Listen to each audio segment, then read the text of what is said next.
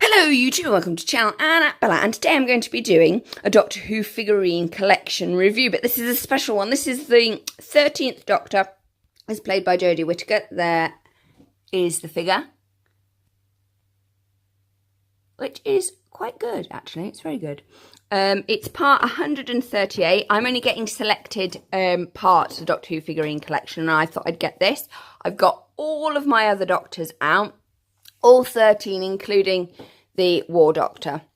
Well, all 12. Yeah, it's complicated, as we will see. Okay, first packaging review. So the first thing that we notice with this magazine is it's got the new Doctor Who logo at the top.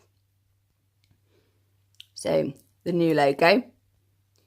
Picture of the 13th Doctor. And the 13th Doctor made their appearance on the 7th of October 2018. So that is this year, just. Here we have the first issue logo. It contained the 11th Doctor from the Pandorica Opens. So you've got the BBC Doctor Who TARDIS logo at the top and the old Doctor Who logo. And here you've got part 138, 13th Doctor, with just a picture of the TARDIS there, and then the new Doctor Who logo. The inside is the same package-wise, with Stan's hand drumming, as we all know, but it does have different legal garb at the bottom. So that's original legal garb. This is new legal garb. Oh, I'm dropping things as per usual. Sorry about that. So there you have it. So I just thought that would be interesting packaging wise. And there you have the old logo and the picture of the TARDIS on the actual binder. Don't know what the new binders look like because I haven't got one and I don't intend to. Okay, let's crack open the magazine because it looks to be a very interesting issue. Look at the sky view at the back. Lovely. And also notice the new TARDIS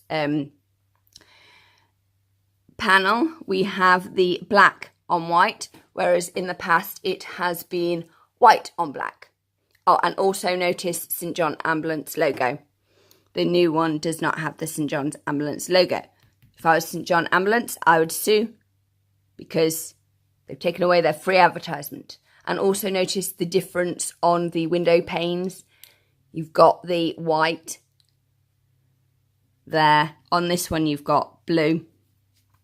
Okay. And also notice the difference in the light. The light is now like a blue light, whereas before it was a white or yellow. Okay, so that's differences in the TARDIS. So let's crack open the magazine.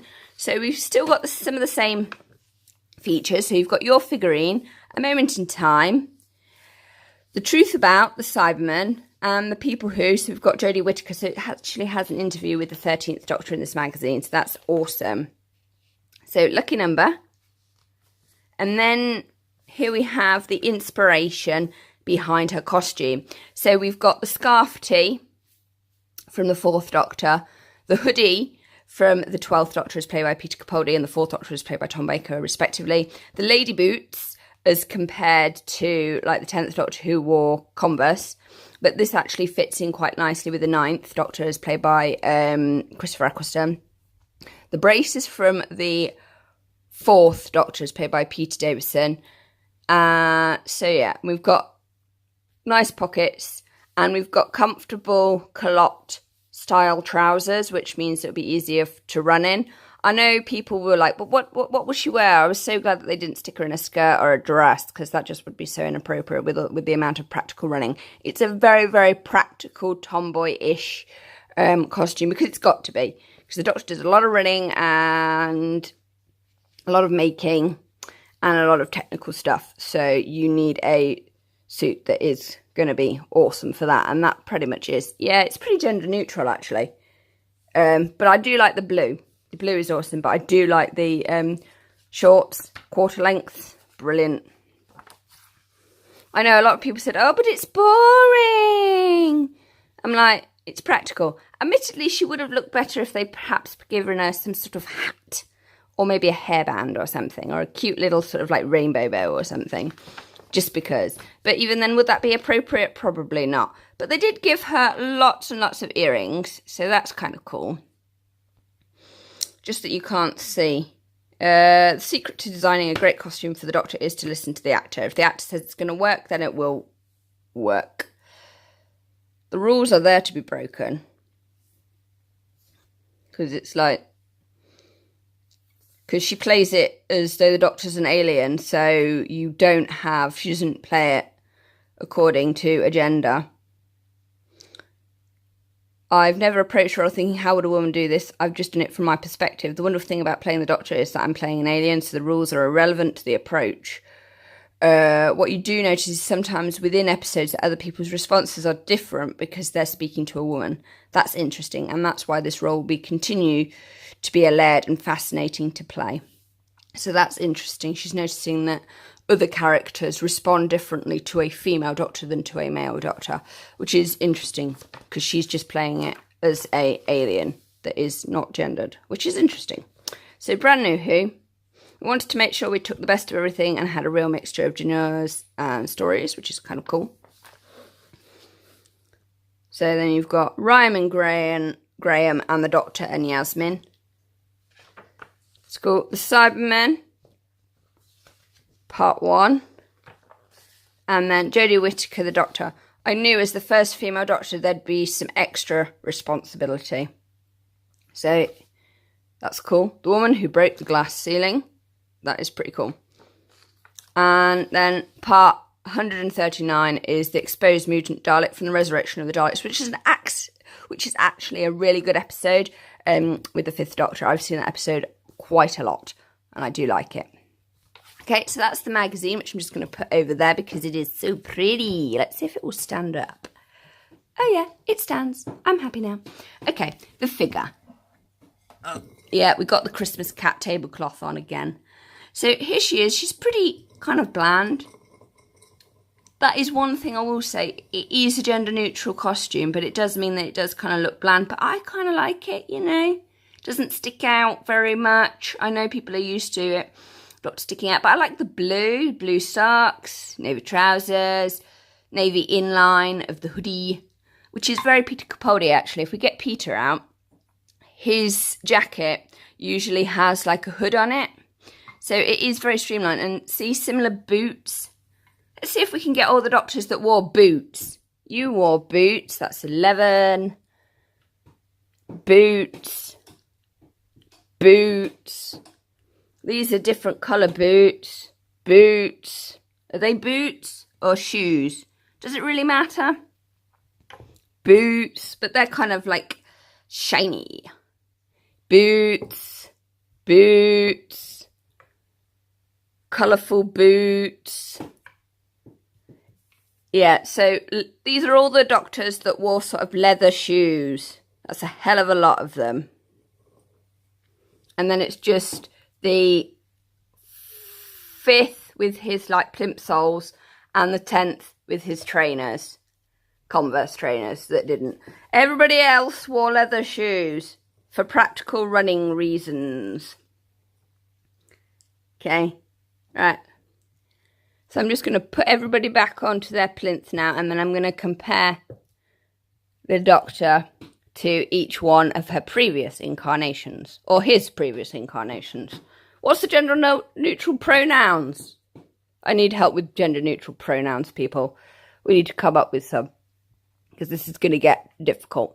Okay, so this is the first Doctor in classic Rupert Bear trousers, but very similar shoes, as we can see. And I suspect that he is wearing braces underneath his coat. So, there you go. That's the first Doctor. They share similarities in streamlined of costume and shoes. So I'm just going to put him back on his plinth. Second Doctor out. Okay, so he's still wearing a suit. Streamlined for running. Shoes are similar, but not as casual. Okay, let's get the third, because he was a dandy. Very sort of similar with the shoes. Everything else is still very formal and frilly. But, yeah. Good old John Pertwee. He was awesome. Okay, fourth. Got a little bit more of the hobo style creeping in from... Second Doctor had a little bit more hobo style about him as well. Fourth Doctor brought out the full student hobo style, and you've got similarities there. But it is still very much a relaxed suit. Okay, where's Fifth? Fifth really brought out the relaxedness with his cricket and his pyjamas. So, similar. But he's actually looking more relaxed than the 13th, which is interesting. Also, blonde hair colour.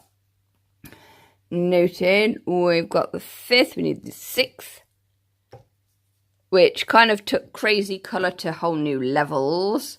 But it's still a very formal suit. But it's very practical for running. All of these costumes have been very practical for running in. Though I think Jodie's is one of the most practical because it does look sort of like a streamlined PE kit that is like casual urban wear for the modern age. Okay, so 6th, 7th, whoop. 7th. I'm noticing that there's a significant height difference, but there would be because Jodie Whittaker is a woman, and even Sylvester McCoy, who is known as Little Jewel of the Doctor, one of the smallest actors to play him, is taller than her. But then again, he is wearing a hat, which gets him height. So he's still wearing, very much so, a suit with a jumper and striped trousers, which is nice because it harks back to First Doctor. And also, he has an umbrella, whereas the First Doctor had a cane. So that's interesting to note. We want the 8th Doctor now. Where are you? There you are. 7th Doctor, a personal favourite of mine. Yeah, I know.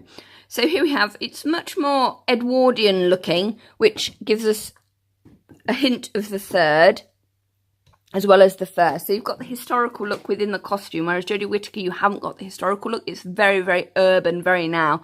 Very also neutral, so it doesn't matter where she is. It's such a bland costume that she will blend. So she'll blend in a historical setting. She'll blend in a futuristic setting. She'll blend in a present setting. Whereas some of these costumes wouldn't. So this is supposed to be battle hardened. Look at those knee-high boots. Type thing. Then we've got the War Doctor who's going down with this whole leather thing. And still with the boots. Ah, bless John Hurt. I miss him so much. Great actor. So then we've got these two. So you've got the leather thing. Then we've got 9, who's the First Doctor who I would say is actually dressed in proper modern clothes, whereas everybody else had a variant of the suit. Or just completely sort of uniquely quirky. He's definitely dressed for the modern age, is the 9th Doctor, complete with watch, shoes, very much. He's abandoned the suit because underneath you've got this V-neck. So he's got very similarities with the 13th, actually. And then if we go back to 10, he's back in a traditional Doctor suit thing. We've got 1, 2, 3, 4 Doctors that have 5 Doctors that have got sort of cravats on. The 7th has got a tie. The 10th has got a tie. But he's also very casual with his shoes. So he's got a very formal suit, but then it's casual with the loose tie and the shoes. I know. What did you do in this review? Well, we reviewed their costumes. Okay, so this is the 11th Doctor. He's actually more formal with his little bow tie and his braces, but the braces also match the 13th. You've got the running boots. So actually, they're very similar, these two, I would say. It's just you've not got the suit. And then if you put the 12th Doctor, very much so, I would say that the 12th Doctor is a fusion of 9, 10 and 11's costume in here, but also harks back to 1, 2. Also harks back to 1, 2 and 3. I felt with 12 you've got a very John Pertwee-esque influence because John Pertwee, see, you've got the red, and underneath this jacket there would be red lining as well. So I felt that he was the perfect fusion of new and old Who, if that makes any sense whatsoever. So yeah, I'm just going to put those up there, I know, what did you do? Well, you just watched me move figures around. So, this is the 12th and the 13th. There aren't very many similarities in the colour palette, but the relaxed style, and if we had a figure that had the 13th, not the 13th, the 12th hooded jacket, you would see that they actually do have quite a lot of similarities. Where I'm going to stick you, just put you there for now. So this is the 13th. Hope you enjoyed this review, by the way, because I've quite enjoyed actually looking at each one in depth. It's been quite nice. She is fairly small compared to the majority of doctors in height. Let's see. What about Patrick Troughton? They're about the same size, slightly smaller. Yeah, there is a slight height difference with them all, but that's what you'd expect. So overall, I think that they've done a great job with the 13th Doctor being a woman so far. But if they're not going to play her as a woman, then it's kind of pointless. Woo! Yeah, just knock all the figures off because that's a fun thing to do. Where's the other one? I mean, if they're just going to play him or her as a gender-neutral alien, then gender doesn't really matter regarding the Doctor. So it's kind of a bit pointless bringing it up as a concept if that's what they're going to do. But that's just my personal point of view on it. Hope you've enjoyed this video. Please like, comment and subscribe. And thank you for watching. Bye!